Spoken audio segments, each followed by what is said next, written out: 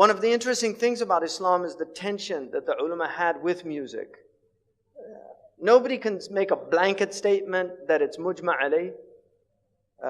If you read Shawkani and Nail al-Awtar, he has a section on this and talks about the khilaf that existed about music.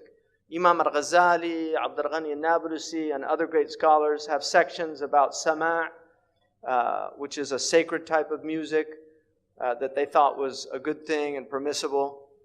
But the ulama were very wary of music because they understood how powerful music is and how seductive it is and the effects that it has on the soul. This actually goes back to the ancient Greeks, who Plato in the Republic, Socrates is the voice that he uses, but Plato in the Republic actually outlaws certain types of music in the Republic because they were so harmful to the soul.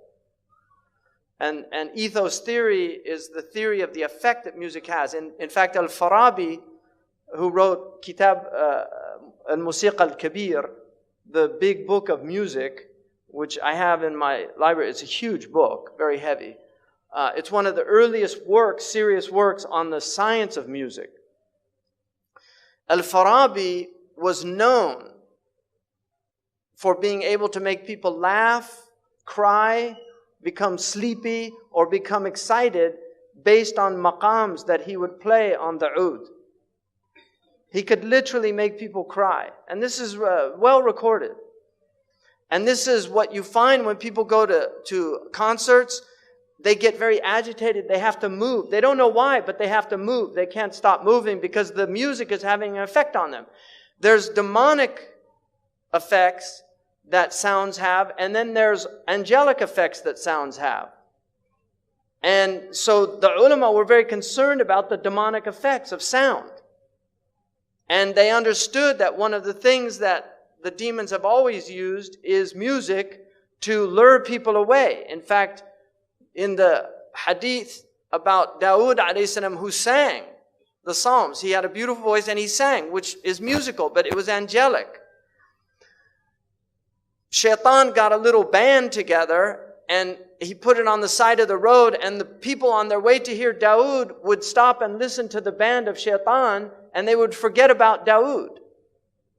And so this was the tension that the ulama had, and it's very important that that tension exists because nobody can make a blanket statement that music is entirely haram, and nobody can make a blanket statement that it's halal. And so that tension is there so that Muslims never go too far into that thing.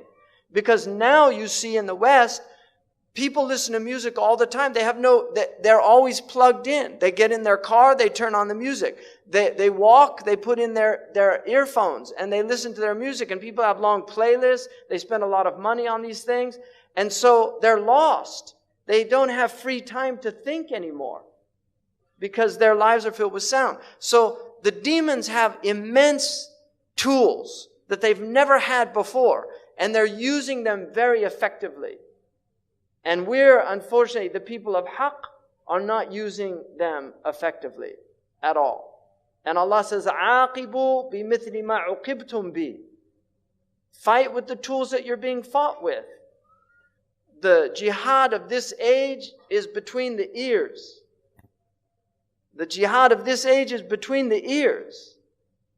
Because this is the battlefield, is the mind of human beings. And by extension, the heart.